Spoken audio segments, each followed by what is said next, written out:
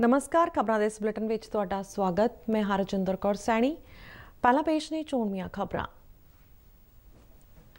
रक्षा मंत्री राजनाथ सिंह ने नवी दिल्ली में वीडियो कानफ्रेंस राਹੀਂ defence India startup challenge DISC की 5वीं लड़ी की शुरुआत की। DRDO ने दुश्मन के राडार के खतरे खिलाफ भारतीय हवाई सेना के लड़ाकू जहाज़ों की सुरक्षा लिए तकनीक विकसित की। सूचना ते प्रसारण मंत्री और युवा मामलों ते खेडों बारे केंद्रीय मंत्री अनुराग सिंह ठाकुर ने अज चंडीगढ़ के हिमाचल भवन तो हिमाचल प्रदेश लिए जन आशीर्वाद यात्रा की अगवाई की। केंद्रीय शहरी हवाबाजी मंत्री ज्योतिरादित्य सिंधिया ने कहा कि देश में साल 2025 तक 1000 नवे एयर रूट और 100 नवे हवाई अड्डे तैयार किए जाएंगे।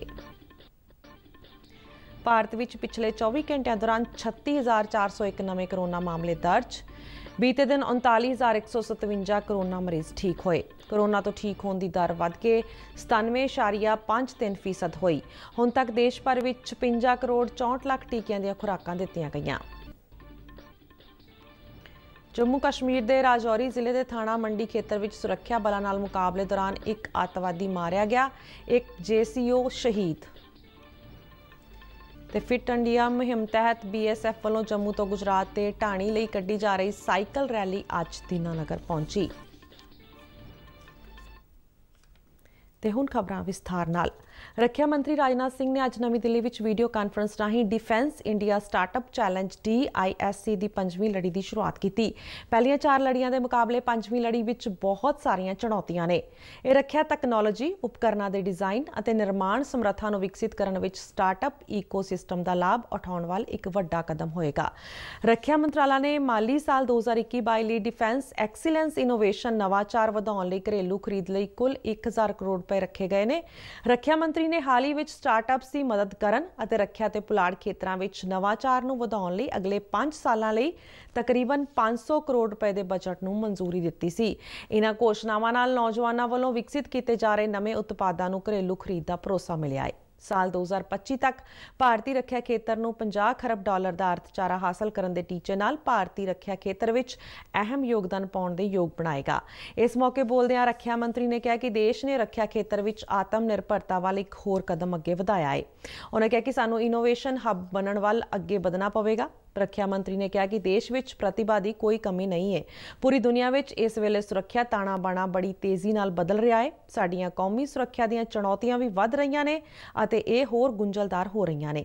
सरकार, थिंक टैंक, सनत, स्टार्टअप और इनोवेटर्स मिलकर काम करन जिस नाल सुखामे नतीजे छेती तो छेती संभव हो सकणगे। जिस समय हमारा देश अपनी स्वाधीनता की 75वीं वर्षगांठ में आ रहा है, उस समय स्वदेशी तकनीकों और इनोवेशन को समर्पित डिस्क 5 की लॉन्चिंग कर हम रक्षा क्षेत्र में स्वाधीनता की ओर एक और कदम आगे बढ़ा रहे हैं। डिस्क 5 चैलेंज अपने पुराने एडिशन से आगे बढ़ते हुए देश में इनोवेशन, डिजाइन और डेवलपमेंट को और ऊंचाइयों पर ले जाएगा, ऐसा मेरा विश्वास है। रक्षा कोष के विकास संगठन DRDO ने लड़ाकू जहाज़ों को दुश्मन के रडार के खतरे तो बचाने लिए तकनीक विकसित की है। रक्षा मंत्री राजनाथ सिंह ने इसनूं आत्मनिर्भर भारत की दिशा में DRDO का एक होर कदम दस्सिया है। फिलहाल इस तकनीक नूं वड्डी संख्या में विकसित करने लई उद्योग नूं हरी झंडी दे दी गई है। जिक्रयोग है कि DRDO ने दुश्मन के रडार के खतरे खिलाफ भारतीय हवाई सेना के लड़ाकू जहाज़ों की सुरक्षा लिए एक सेफ तकनोलॉजी विकसित की है। DRDO की योधपुर स्थित सुरक्षा प्रयोगशाला ने भारतीय हवाई सेना दीयां जरूरतों को पूरा करदिआं DRDO पुणे स्थित प्रयोगशाला की उच्च ऊर्जा समग्री खोज प्रयोगशाला के सहयोग नाल इस उन्नत शेफ समग्री और सेफ कॉटेज 118/1 नूं विकसित किया गया है। सूचना ते प्रसारण मंत्री और युवा मामलों के खेडों बारे केंद्रीय मंत्री अनुराग सिंह ठाकुर ने अज चंडीगढ़ के हिमाचल भवन तो हिमाचल प्रदेश लिए जन आशीर्वाद यात्रा की अगवाई की। जन आशीर्वाद यात्रा परमाणु तो धर्मपुर, सोलन, कंडा घाट, सोगी तो होंदी हुई अज शाम शिमला के पीटर हाफ पहुंचेगी। यात्रा शुरू करने तो पहला चंडीगढ़ में अनुराग सिंह ठाकुर ने कहा कि प्रधानमंत्री नरेंद्र मोदी चाहते हैं कि संसद मैंबर और नवे बने मंत्री लोगों तक पहुंच करन और उन्हां नाल चर्चा करके सरकार की लोक पक्षी सोच और भारतीय जनता पार्टी के वख-वख मुद्दों ते विचारों तो जाणू करवाउण। ने जब अपनी कैबिनेट बनाई तो आज तक की सबसे युवा कैबिनेट नरेंद्र मोदी जी ने युवा भारत के लिए बनाई है। इस सोच के साथ बनाई है कि आजादी के 75 वर्ष अमृत महोत्सव तो पूरा देश मनाएगा, लेकिन संकल्प लेगा कि जब शताब्दी समारोह मनाएंगे, 100 साल मनाएंगे, तब भारत को विश्व की एक बड़ी शक्ति के रूप में खड़ा करेंगे। इस संकल्प के साथ हम काम करके दिखाएंगे। और इस यात्रा दौरान भाजपा के सूबा प्रधान सुरेश कश्यप ਅਤੇ ਵੱਡੀ ਗਿਣਤੀ ਵਿੱਚ ਭਾਜਪਾ ਕਾਰਜਕਰਤਾ अनुराग सिंह ठाकुर ਦੇ ਨਾਲ ਨੇ। परवाणु पुजन ਤੇ जन आशीर्वाद यात्रा ਦਾ हिमाचल प्रदेश के सेहत मंत्री डॉक्टर राजीव सैजल ने स्वागत किया। केंद्रीय शहरी हवाबाजी मंत्री ज्योतिरादित्य सिंधिया ने कहा कि देश में साल 2025 तक 1000 नवे एयर रूट और 100 नवे हवाई अड्डे तैयार किए जाएंगे। इसका उद्देश्य छोटे शहरों में हवाई यातायात सेवावां मुहैया करवाना है तां जो आम आदमी भी जहाज़ में सफ़र कर सकन। सिंधिया ने यह गल इंदौर में अज जन आशीर्वाद यात्रा शुरू होने तो पहला मीडिया नाल गलबात दौरान कही। उन्होंने कहा कि प्रधानमंत्री ने सारे ही केंद्रीय मंत्रियों को हुक्म दिते सन कि वो अपने खेतरों में जन आशीर्वाद यात्रा कढ़ के जनता की समस्या नाल रूबरू होना ते उन्हां दा हल करन। उन्होंने अगे कहा कि मध्य प्रदेश में 67 नवीं उड़ानां शुरू कीतियां गईयां ने। इस तरह भोपाल, इंदौर और ग्वालियर एयरपोर्ट को अति आधुनिक बनाना तरजीह में शामिल है। केंद्रीय मंत्री ने कहा कि देश में 70 सालों में सिर्फ 75 हवाई अड्डे बने सन, जबकि पिछले 7 सालों में मोदी सरकार के कार्यकाल दौरान 61 नवे हवाई अड्डे बने। उन्होंने कहा कि सरकार वालों साल 2025 तक 1000 नवे एयर रूट और 100 नवे हवाई अड्डे तैयार करने का टीचा रखा गया है, जिस तहत हुण तक 363 नवे रूट और 59 नवे हवाई अड्डे बन चुके हैं। भारत में पिछले 24 घंटे दौरान 36,401 नवे कोरोना मामले दर्ज होए। इस समय दौरान 530 लोगों की मौत हुई। हुण तक कोरोना महामारी कारण मरण वालों की संख्या 4,33,049 हो गई है। भारत में कोरोना के एक्टिव मामलों की संख्या घट के 3,64,129 आ गई है, जो पिछले 149 दिनों में सब तो घट है। केंद्रीय सेहत मंत्रालय अनुसार बीते दिन 39,157 कोरोना मरीज ठीक होए। हुण तक कोरोना तो 3,15,25,080 लोग सेहतयाब हो चुके हैं और कोरोना तो ठीक होने की दर वध के 97.53% हो गई है, जबकि मौत दर 1.34% ते स्थिर है। देशव्यापी टीकाकरण मुहिम तेजी नाल जारी है। बीते दिन 56,36,336 कोरोना टीके लगाए गए। हुण तक देश भर में 56,64,00,000 टीकियां दी खुराकां दित्तियां जा चुकियां ने। आज़ादी का अमृत महाउत्सव ਨੂੰ समर्पित आज़ादी का सफ़र तहत ਅਸੀਂ देश की आज़ादी ਵਿੱਚ योगदान पाउण वाले ਵੱਖ-ਵੱਖ आज़ादी संग्रामियों के जीवन के पहलुओं तो ਤੁਹਾਨੂੰ ਜਾਣੂ ਕਰਵਾਉਂਦੇ ਹਾਂ। ਅੱਜ ਅਸੀਂ ਇਸ ਕੜੀ ਤਹਿਤ ਦੱਖਣ ਭਾਰਤ ਨਾਲ ਸੰਬੰਧਿਤ आज़ादी संग्रामी सुंदर शास्त्री सत्यामूर्ति ਅਤੇ पी कृष्ण पिल्ले बारे चर्चा कर रहे हैं। पेश है इन्हां महान आज़ादी संग्रामियों के जीवन संघर्ष ਅਤੇ आज़ादी के सफ़र बारे ਇਹ रिपोर्ट। ਅੱਜ ਦੀ ਕੜੀ ਵਿੱਚ ਅਸੀਂ ਦੇਸ਼ ਦੇ ਦੱਖਣੀ ਹਿੱਸੇ ਦੇ ਦੋ ਮਹਾਨ ਭਾਰਤੀਆਂ SS सत्यामूर्ति ਅਤੇ P कृष्ण पिल्ले ਦੀ ਗੱਲ ਕਰਾਂਗੇ। ਅੱਜ ਸਾਹਸ ਅਤੇ ਤਿਆਗ ਦੀ ਮੂਰਤੀ ਸੁੰਦਰ ਸ਼ਾਸਤਰੀ ਸਤਿਆਮੂਰਤੀ ਦੀ ਜਯੰਤੀ ਹੈ। ਚੰਗੇ ਅਤੇ ਪ੍ਰਭਾਵਸ਼ਾਲੀ ਬੁਲਾਰੇ S ਸਤਿਆਮੂਰਤੀ ਅੱਜ ਦੇ ਤਮਿਲਨਾਡੂ 'ਚ ਪੈਂਦੀ ਕੁੱਦੂਕੋਟਈ ਰਿਆਸਤ ਵਿੱਚ ਤਿਰੂਮਯਮ ਦੇ ਵਸਨੀਕ ਸਨ। ਉਹਨਾਂ ਦਾ ਜਨਮ 19 ਅਗਸਤ 1887 ਨੂੰ ਹੋਇਆ ਸੀ। ਉਹਨਾਂ ਦਾ ਪਾਲਣ ਪੋਸ਼ਣ ਰਵਾਇਤੀ ਮਾਹੌਲ ਵਿੱਚ ਹੋਇਆ ਸੀ। ਮਦਰਾਸ 'ਚੋਂ ਸਿੱਖਿਆ ਮੁਕੰਮਲ ਕਰਨ ਤੋਂ ਬਾਅਦ ਉਹਨਾਂ ਨੇ ਕੁਝ ਸਮੇਂ ਤੱਕ ਵਕਾਲਤ ਕੀਤੀ, ਪਰ ਦੇਸ਼ ਨੂੰ ਆਜ਼ਾਦ ਕਰਵਾਉਣ ਦੀ ਇੱਛਾ ਉਹਨਾਂ ਨੂੰ ਕ੍ਰਾਂਤੀ ਦੀ ਰਾਹ ਤੇ ਲੈ ਗਈ। என்றும் அடியும் எங்கள் அடிமையின் மோகம், என்றும் அடியும் எங்கள் ਅੜੀਮਯਨ ਮੋਗਮ।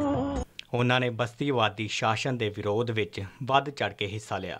ਬੰਗਾਲ ਵੰਡ ਹੋਵੇ ਜਾਂ ਰੋਲਟ ਐਕਟ, ਜਲਿਆਂਵਾਲਾ ਬਾਗ ਦਾ ਖੂਨੀ ਸਾਕਾ ਹੋਵੇ ਜਾਂ ਸਾਈਮਨ ਕਮਿਸ਼ਨ ਦਾ ਵਿਰੋਧ, ਸਤਿਆਮੂਰਤੀ ਸਭ ਤੋਂ ਅੱਗੇ ਨਜ਼ਰ ਆਏ। ਜਦੋਂ ਸਤਿਆਮੂਰਤੀ 1939 ਵਿੱਚ ਮਦਰਾਸ ਦੇ ਮੇਅਰ ਬਣੇ ਤਾਂ ਸ਼ਹਿਰ ਪਾਣੀ ਦੇ ਸੰਕਟ ਦਾ ਸਾਹਮਣਾ ਕਰ ਰਿਹਾ ਸੀ। ਦੂਰਦਰਸ਼ੀ ਸੋਚ ਵਾਲੇ ਸਿਆਸਤਦਾਨ ਦੇ ਤੌਰ 'ਤੇ ਸਤਿਆਮੂਰਤੀ ਨੇ ਪਾਣੀ ਦੀ ਸਪਲਾਈ ਵਧਾਉਣ ਲਈ ਸ਼ਹਿਰ ਦੇ ਪੱਛਮ ਵਿੱਚ ਤਕਰੀਬਨ 50 ਕਿਲੋਮੀਟਰ ਦੂਰ ਕੁੰਡੀ ਵਿੱਚ ਤਲਾਅ ਬਣਾਉਣ ਦੀ ਜ਼ਰੂਰਤ ਸਮਝੀ।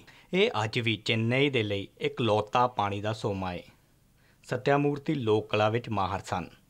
ਉਹ ਕਰਨਾਟਕ ਸੰਗੀਤ ਵਿੱਚ ਵਿਸ਼ੇਸ਼ ਤੌਰ 'ਤੇ ਮਾਹਰ ਸਨ।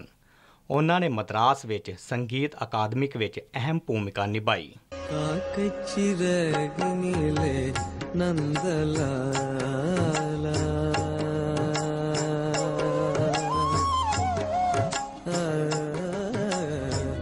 ਸੱਤਿਆਮੂਰਤੀ ਨੇ ਸਵਦੇਸ਼ੀ ਅੰਦੋਲਨ ਅਤੇ ਭਾਰਤ ਛੱਡੋ ਅੰਦੋਲਨ ਵਿੱਚ ਵੱਧ ਚੜ ਕੇ ਹਿੱਸਾ ਲਿਆ ਅਤੇ 1942 ਵਿੱਚ ਅੰਗਰੇਜ਼ਾਂ ਨੇ ਉਹਨਾਂ ਨੂੰ ਗ੍ਰਿਫਤਾਰ ਕੀਤਾ। ਉਹਨਾਂ ਤੇ ਮੁਕੱਦਮਾ ਚੱਲਿਆ ਅਤੇ ਅਮਰਾਵਤੀ ਜੇਲ੍ਹ ਵਿੱਚ ਕੰਮ ਸਮੇਤ ਕਾਰਾਵਾਸ ਦੀ ਸਜ਼ਾ ਮਿਲੀ। ਇਸ ਦੌਰਾਨ ਉਹਨਾਂ ਦੀ ਰੀੜ੍ਹ ਦੀ ਹੱਡੀ 'ਚ ਸਮੱਸਿਆ ਹੋ ਗਈ, ਜਿਸ ਦੇ ਚਲਦਿਆਂ 28 ਮਾਰਚ 1943 ਨੂੰ ਮਦਰਾਸ ਦੇ ਜਨਰਲ ਹਸਪਤਾਲ ਵਿੱਚ ਉਹਨਾਂ ਦਾ ਦੇਹਾਂਤ ਹੋ ਗਿਆ। ਸੁੰਦਰ ਸ਼ਾਸਤਰੀ ਸੱਤਿਆਮੂਰਤੀ ਸੀਨੀਅਰ ਕਾਂਗਰਸ ਆਗੂ ਕੇ ਕਾਮਰਾਜ ਦੇ ਸਿਆਸੀ ਗੁਰੂ ਵੀ ਸਨ।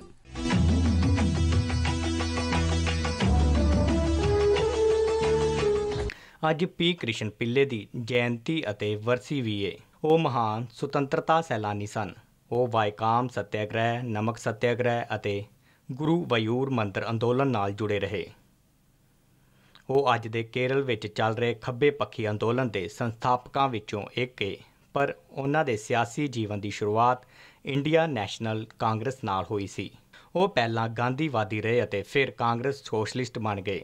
ਕ੍ਰਿਸ਼ਨ ਪਿੱਲੇ 1924 ਵਿੱਚ ਮੰਦਰ 'ਚ ਦਾਖਲੇ ਲਈ ਵਾਇਕਾਮ ਸੱਤਿਆਗ੍ਰਹਿ ਦੇ ਸਰਗਰਮ ਕਾਰਕੁਨ ਸਨ, ਜਿਸ ਦੀ ਅਗਵਾਈ ਵੀ ਰਾਮਾਸਾਮੀ ਕਰ ਰਹੇ ਸਨ। ਵਾਇਕਾਮ ਮੰਦਰ ਦਾਖਲਾ ਅੰਦੋਲਨ ਨਾ ਛੂਹਣ ਅਤੇ ਜਾਤ ਆਧਾਰਿਤ ਭੇਦਭਾਵ ਦੇ ਵਿਰੋਧ ਵਿੱਚ ਚਲਾਇਆ ਜਾ ਰਿਹਾ ਸੀ। ਲੰਬੇ ਸਮੇਂ ਤੱਕ ਚੱਲੇ ਇਸ ਅੰਦੋਲਨ ਦੀ ਸਫਲਤਾ ਨੇ ਸਾਰੇ ਹਿੰਦੂਆਂ ਲਈ ਮੰਦਰ ਦੇ ਦਰਵਾਜ਼ੇ ਖੋਲ੍ਹ ਦਿੱਤੇ। ਕ੍ਰਿਸ਼ਨ ਪਿੱਲੇ ਨੇ 1930 ਵਿੱਚ ਕੋਝੀਕੋਡ ਵਿੱਚ ਪਯਾਨੂਰ ਤੱਕ ਨਮਕ ਸੱਤਿਆਗ੍ਰਹਿ ਵਿੱਚ ਵੀ ਹਿੱਸਾ ਲਿਆ ਅਤੇ ਸੱਚੇ ਗਾਂਧੀਵਾਦੀ ਦੇ ਰੂਪ ਵਿੱਚ ਤਿਰੰਗਾ ਹੱਥ ਲੈ ਕੇ ਅੰਗਰੇਜ਼ਾਂ ਦੇ ਦਮਨ ਦਾ ਬਹਾਦਰੀ ਨਾਲ ਸਾਹਮਣਾ ਕੀਤਾ।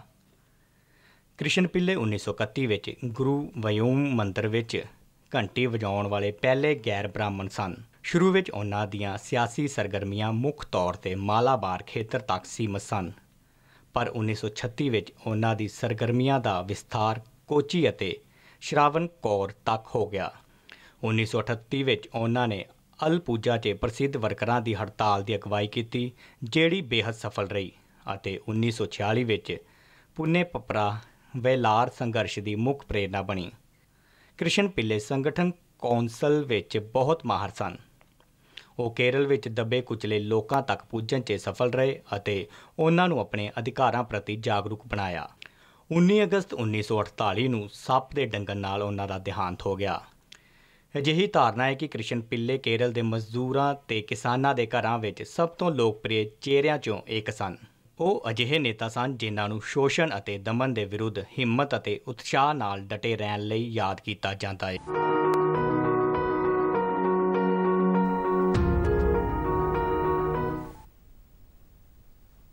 ਜੰਮੂ ਕਸ਼ਮੀਰ ਦੇ ਰਾਜੌਰੀ ਜ਼ਿਲ੍ਹੇ ਦੇ ਥਾਣਾ ਮੰਡੀ ਖੇਤਰ ਵਿੱਚ ਸੁਰੱਖਿਆ ਬਲਾਂ ਨਾਲ ਮੁਕਾਬਲੇ ਦੌਰਾਨ ਇੱਕ ਅੱਤਵਾਦੀ ਮਾਰਿਆ ਗਿਆ। ਅੱਤਵਾਦੀਆਂ ਤੇ ਸੁਰੱਖਿਆ ਬਲਾਂ ਵਿਚਾਲੇ ਫਾਇਰਿੰਗ ਵਿੱਚ ਭਾਰਤੀ ਫੌਜ ਦਾ ਇੱਕ JCO ਵੀ ਸ਼ਹੀਦ ਹੋ ਗਿਆ, ਜਦਕਿ ਇੱਕ ਹੋਰ ਜਵਾਨ ਜ਼ਖਮੀ ਹੋਇਆ। ਇੱਕ ਫੌਜੀ ਅਧਿਕਾਰੀ ਨੇ ਦੱਸਿਆ ਕਿ ਅੱਜ ਸਵੇਰੇ ਥਾਣਾ ਮੰਡੀ ਖੇਤਰ ਹੇਠ ਪੈਂਦੇ ਕੈਰੀਓ ਤੇ ਕਲਿਆਸ ਪਿੰਡ ਵਿੱਚ ਸੁਰੱਖਿਆ ਬਲਾਂ ਵੱਲੋਂ ਤਲਾਸ਼ੀ ਅਭਿਆਨ ਦੌਰਾਨ ਅੱਤਵਾਦੀਆਂ ਨਾਲ ਮੁੱਠਭੇੜ ਹੋ ਗਈ, ਜਿਸ ਦੌਰਾਨ ਰਾਸ਼ਟਰੀ ਰਾਈਫਲਸ ਦੇ JCO ਗੰਭੀਰ ਜ਼ਖਮੀ ਹੋ ਗਿਆ ਤੇ ਉਸ ਨੂੰ ਤੁਰੰਤ ਨੇੜਲੇ ਹਸਪਤਾਲ ਲਿਜਾਇਆ ਗਿਆ, ਜਿੱਥੇ ਬਾਅਦ ਵਿੱਚ ਉਸ ਦੀ ਮੌਤ ਹੋ ਗਈ। ਆਖਰੀ ਖਬਰਾਂ ਲਿਖੇ ਜਾਣ ਤੱਕ ਮੁਕਾਬਲਾ ਅਜੇ ਜਾਰੀ ਸੀ। ਫਿਟ ਇੰਡੀਆ ਮੁਹਿੰਮ ਤਹਿਤ BSF ਵੱਲੋਂ ਜੰਮੂ ਤੋਂ ਗੁਜਰਾਤ ਦੇ ਢਾਣੀ ਲਈ ਕੱਢੀ ਜਾ ਰਹੀ ਸਾਈਕਲ ਰੈਲੀ ਅੱਜ ਦੀਨਾਨਗਰ ਪਹੁੰਚੀ, ਜਿੱਥੇ ਸ਼ਾਂਤੀ ਦੇਵੀ ਮਹਿਲਾ ਕਾਲਜ ਵਿੱਚ ਇਸ ਰੈਲੀ ਦਾ ਭਰਵਾਂ ਸਵਾਗਤ ਕੀਤਾ ਗਿਆ।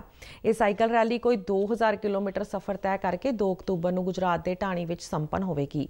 ਦੀਨਾਨਗਰ ਪੁੱਜਣ ਤੇ ਕਾਲਜ ਦੀਆਂ ਲੜਕੀਆਂ ਨੇ BSF ਜਵਾਨਾਂ ਦੇ ਰੱਖੜੀਆਂ ਬੰਨੀਆਂ। ਇਸ ਮੌਕੇ BSF ਦੇ DIG ਪ੍ਰਭਾਕਰ ਜੋਸ਼ੀ ਨੇ ਦੱਸਿਆ ਕਿ ਪ੍ਰਧਾਨ ਮੰਤਰੀ ਵੱਲੋਂ ਸ਼ੁਰੂ ਕੀਤੀ ਗਈ ਫਿਟ ਇੰਡੀਆ ਮੁਹਿੰਮ ਤਹਿਤ ਇਸ ਸਾਈਕਲ ਰੈਲੀ ਦੌਰਾਨ ਲੋਕਾਂ ਨੂੰ ਬੇਟੀ ਬਚਾਓ ਬੇਟੀ ਪੜ੍ਹਾਓ, ਏਕ ਭਾਰਤ श्रेष्ठ भारत समेत केंद्र सरकार के होर वख-वख प्रोग्रामां बारे जागरूक किया जा रहा है।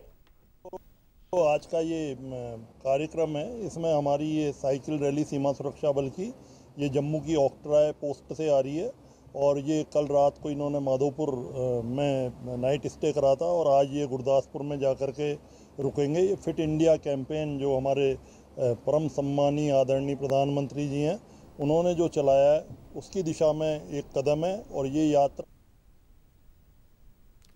ਲੁਧਿਆਣਾ ਦੇ ਫੀਲਡਗੰਜ ਇਲਾਕੇ ਦੇ ਕੂਚਾ ਨੰਬਰ 16 ਵਿੱਚ ਪਲਾਸਟਿਕ ਦੇ ਇੱਕ ਗੋਦਾਮ ਵਿੱਚ ਅੱਜ ਸਵੇਰੇ ਭਿਆਨਕ ਅੱਗ ਲੱਗ ਗਈ।